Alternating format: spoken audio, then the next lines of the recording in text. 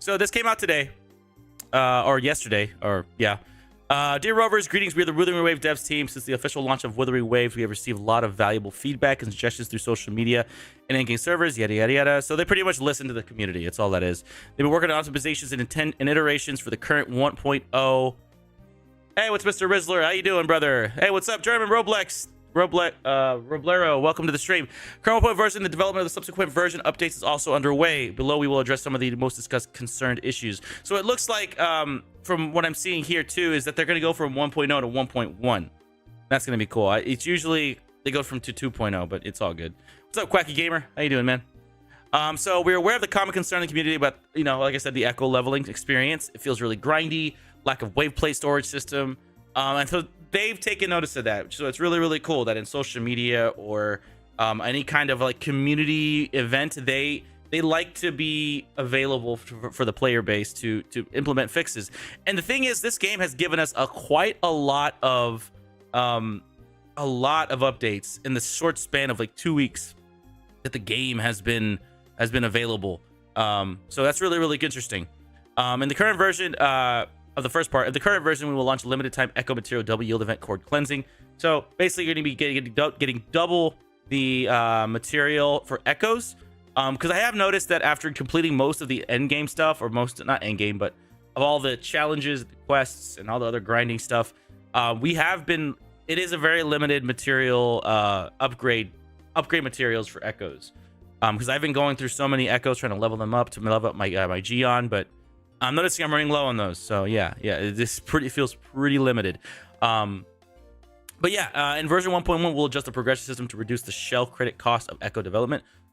Shell credit, I'm not really worried about that. I have 2 million shell credits. If you don't have that many shell credits, you're wasting a lot of shell credits. In versions 1.1, we remove the reward cutscene of the tacit field. Okay, that's actually kind of, so yeah, I've noticed that too. Every time I finish a tacit field, there would be like a small cutscene for whatever reason. And I thought it was something unique, but it was just something that they left in. So I'm glad they're going to remove that. From version 1.1 and forward, the yield of echoes and echo development materials will be increased. So moving forward, even after the event, they're going to increase the yield of your the materials you need to level your echoes, and also increase the echo development. So that's going to be awesome. And again, this is another point that Kuro Games does, is a point of proving for Kuro Games. They like to listen to the community, which is something really, really awesome. In the upcoming updates, we'll also introduce the wave plate storage system. So what I'm assuming wave plate storage system is going to be like, it's like Konkai Star Rail, where even if you are at max at 240 wave plates or 240 stamina, it'll still accrue over time over that limit. And you'll be able to cash in or utilize that stored wave plates or stamina and convert it to the normal stamina. So like, again, in Star Rail, there is stamina that you use, and then if you don't play, you gain stamina over time in this other form of stamina. It's like, I think, a half rate. So let's say if a stamina increases every 10 minutes, you get 5 every 10 minutes. In the reserves, you'll get two stamina or 3 stamina every 10 minutes. You know, so it halves it, but you still are earning something, so that doesn't pressure you to log in every single day. That's actually kind of cool, and I'm happy that they're introducing that, because I do feel, in my opinion, the wave plates are kind of under or overutilized in this aspect. What I mean by that is that you do like 3 things in this game, and wave plates are pretty much almost gone. So I'm glad that they're kind of addressing that. The reward system error when recycling developed echoes. We were notified of an issue on May 29th that an echoes recycling system where the amount of shell credits players obtained when recycling developed echoes was wrong. Since this is an issue that directly impacts the game balance, we fixed this problem through an emergency live update on the same night and issue compensation to all players. As part of the measures to minimize the event's impact on the fairness within the player community, we are informed the players of the situation and announced that we would remove all additional shell credits obtained unexpectedly as a result of this bug within 14 business days and issue compensations accordingly. Okay, so they're going to go through every single player. That's going to take a while, but they're going to issue compensations for those. So that's going to be kind of cool. Is the face cam a bit bigger today? Yeah, it is. Yeah, I'm a bit bigger. What's up, Alex? Hey, guys. But yeah, however, due to the urgency of this issue, we failed to issue an announcement of this issue in the first instance, regrettably caused a negative experience for our players. So the main people who complain about this shit are just the sensitive little pricks who demand perfection, and I wouldn't even doubt it'd be Genshin players doing this shit, because they're trying to plot the downfall of Wuthering Waves since day one. I don't really care, and I've been playing this game every day since launch. I've streamed it almost every single day, but like it's just me trying to understand like what is the big deal? Like it just wait. Also, shell credits aren't all that important. You get so much shell credits. Why are you bitching about shell credits? Like, I don't understand. You get so much by playing the game. And like I said, if you are running low on shell credits, you are doing something horribly wrong. Absolutely wrong. Anyway, following an internal discussion, we decided to compensate all players with the shell credit based on the maximum amount of shell credit that had been unexpectedly yielded through this bug to address the negative impact caused. We round up to this nearest whole number, provide extra compensation to all players. So, oh wow, shell credit times 1,000,000. Holy shit. I have like 2 million shell credits, and I've been bumping out like all the stuff there. I don't understand. Like, I don't understand like why people are struggling with shell credits. What are y'all doing? Like, what are y'all spending it on? I don't get it. So the character created a mailbox function unlocked before 10 on May 31st. The compensation is valid until 5:59. Okay. We apologize again for the hasty way we handled the situation for any appropriate. I don't think Kuro should apologize for anything. They have done amazing things in response to issues, hot fixes, compensation. They have done above and beyond Hoyo would ever fucking think to do. So I don't know why that they're complaining or apologizing. They don't need to. Additionally, to address the poor experience with the ecosystem, we will compensate all rovers with crystal solvents times 20.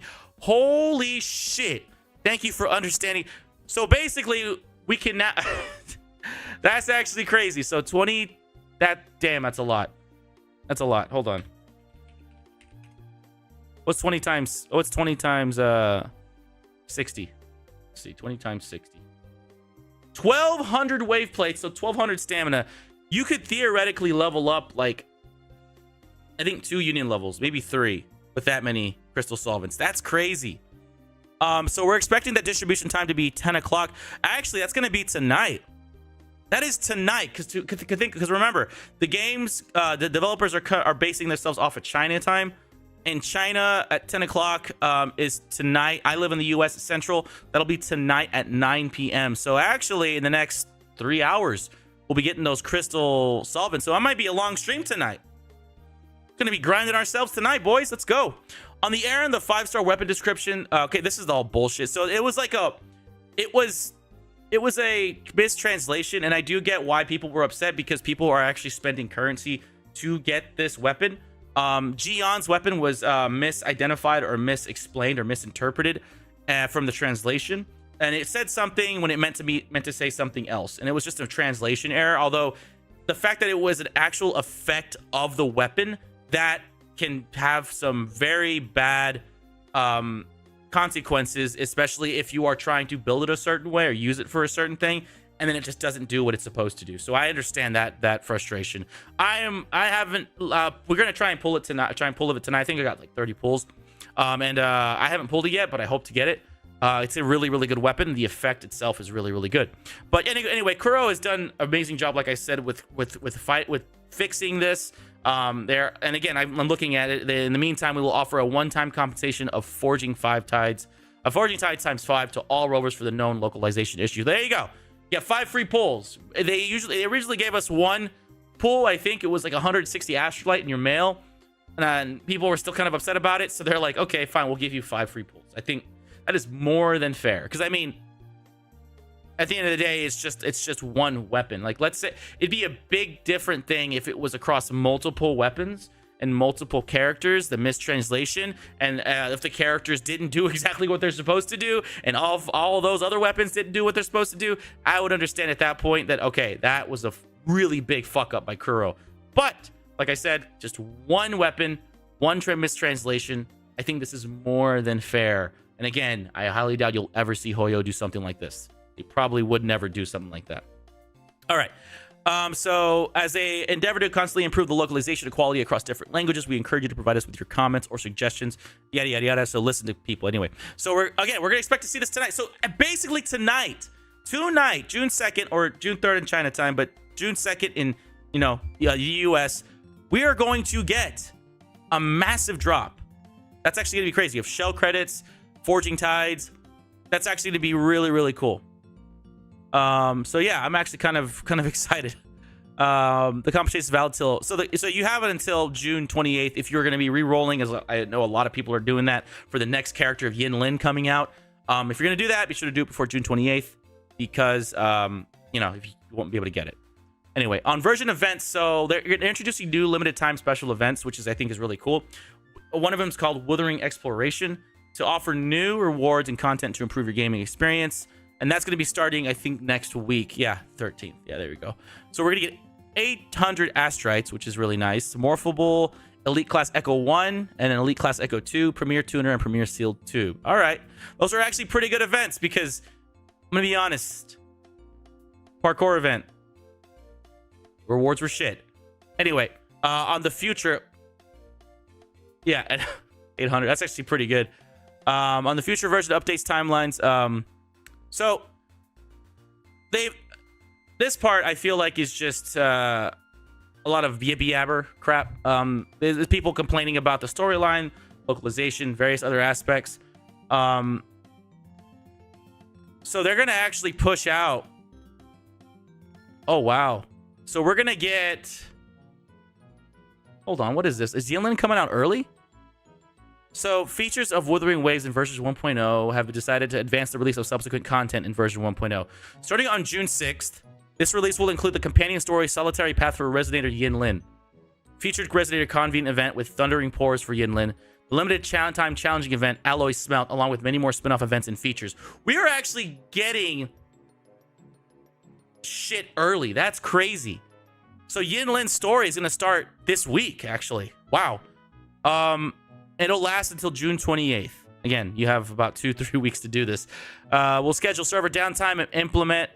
So after which, so on June 28th, after which we'll release the scheduled server downtime, implement the new update for Wuthering Waves version 1.1 Thaw of Aeons, which will include a new area, new Resonators, Jinshi and Changli, and a new boss Yue. So we're actually getting Yinlin early. That's crazy. So Jinshi and Changli are the other characters. Jinshi is the magistrate in the story. Changli, I don't think we've seen her yet. And if we have, I may have missed it because I'm not a story guy. And a new boss named Yue or Jue. I don't know how to say that. But to compensate for any inconvenience caused by this version timing adjustment, they'll be giving us 10 Radiant Tide. Again, another 10 pull from Kuro for the issues. Wow, that is going to be crazy. Wait a minute. We're gonna get another 10 pull tonight as well. We're not just gonna get shell credits. We're not just gonna get 5 weapon limited event pulls. We're also gonna get 10 pulls of the premiere banner. That is crazy. Oh, okay. So UA's person story. Got it. Gotcha. Huge person story. Thanks, Jug. We're getting a shit ton of stuff tonight. On combat, this is a big update. On combat and control experience optimization, we have heard your feedback regarding the poor experience with auto aiming and auto lock-on controls. So this is something that I've seen. We've seen this time and time again with a lot of gachas who don't really care. They don't really bother fixing this stuff. But the fact that Kura Games is trying to fix this is actually crazy to me. And the thing is, and if you guys have been watching, I've been fighting against like the toughest holograms. I think difficulty 5 is the hardest ones that I've gotten to. And one of the issues that I come across is the auto aiming feels weird. It'll auto lock on when you hit the auto aim on, but then it'll take it off for whatever reason. And then sometimes even when you lock on, it doesn't show you where the boss battle you're fighting is, which has caused me to die quite a few times because this game's a lot about dodging, parrying, countering, that kind of thing. Timed events. That's very important to know where the monster is. And if you don't know where the heck he is, and you don't know what the heck he's doing, you're going to get hit, and that's because you just didn't know what was going to happen. And that's happened to me a few times, and it's really frustrating. But the fact that they know that this is a problem, they're going to fix it, that's actually really, really cool. Recent updates, we disabled the combat camera correction feature on PC by default. We also optimized the default values ranges for combat camera settings. Okay. In recent updates, we optimized the aggro ranges for certain bosses, including Thundering Mephis, Crownless Lepilumen, Myriad, and Impairment Heron. Just basic overworld bosses. For enemies to leave the combat state to reduce abnormal disengagements. Okay. All right, cool. So there's a disengagement warning feature. That's actually really, really cool. A gaming company that cares about the player base. Not possible. Yeah, I know, right? It's hard to believe, but Kuro Games is doing really well with that. Ghost Touch is on mobile. This is for the people who play mobile. You can go ahead and read that. Updates: we've expanded the intake Ghost Touch area around buttons. Okay, that makes it mobile a little bit better, but the problem with mobile isn't the ghost touching. It is the optimization. I know a lot of people have issues with mobile games, with gaming on mobile, and the only problem I hear is that it runs like doggy doo-doo on their phones. So, you know, this will help, but it's not the core issue. So available custom key binding features. That's going to be kind of cool. We also just do player tutorial for do custom cut. Oh, there's actually a quest or a tutorial. That's funny. All right, controller mode experience optimization. You can remap controls. That's going to be nice for people who are on controller mode. Oh, wow. Future versions will support controller mode on mobile devices. That's going to be really, really sick. Core game, field design, and impact signification. Future versions will constantly improve the event significations and game field design for character. Okay, that's just an overall update to the game. Another content, no purchase limit for the story, like flower leading to external purchases. So they finally added that. And I remember reading that on Reddit. Some guy had bought like 1,000 flower or 2,000 flower, which pretty much made him broke. Because that was like over 2 million shell credits or 3 million shell credits, which is what all the guy had.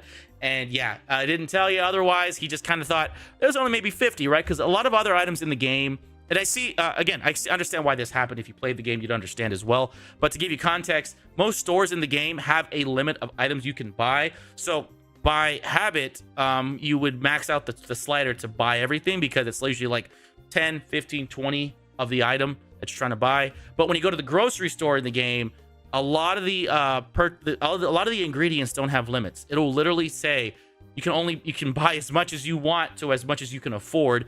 And by habit, players will slide their sliders all the way to the right and buy out pretty much all their money for that one ingredient. And then they'll realize, where'd all my money go? So they've now incorporated limits on that. So that's going to be really, really cool. But it looks like it's only for certain items right now. But I feel like there should be like a warning or something that really would be beneficial. We have addressed issues regarding sound, missing sound effects, excessively loud ambient noises. Thank God. I hate coming across that shit. It was really annoying in my ears. For you guys, I can control the audio for the game, so it's not as loud. But for me, oh, it was bad. Crash instability. I'm glad they're going to fix those. They're going to optimize the depth of elusive realm or simulated universe from Star Rail, basically. And that looks like it's pretty much it.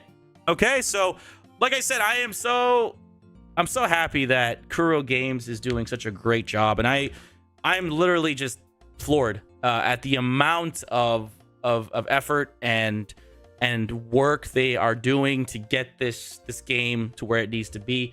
The responsiveness of the devs is unheard of, in my opinion, at least for a lot of the gacha games. You'll never see Hoyo do this. You'll never see them do this for Star Rail or fucking Genshin, especially Genshin. Genshin, shitty game. But anyway, it's really awesome to see that. And I guess like tonight, literally, it's going to be a massive drop at 9 o'clock my time, and I think I'll be still streaming around that time. It's like what, like I said, 3 hours from now. So we'll probably still be on if you want. You know, we'll continue on, but. Yeah, that's going to be it for the little video that I'm making. Thank you guys so much for watching. My name is George D. Like, comment, and subscribe. You know what to do. All right.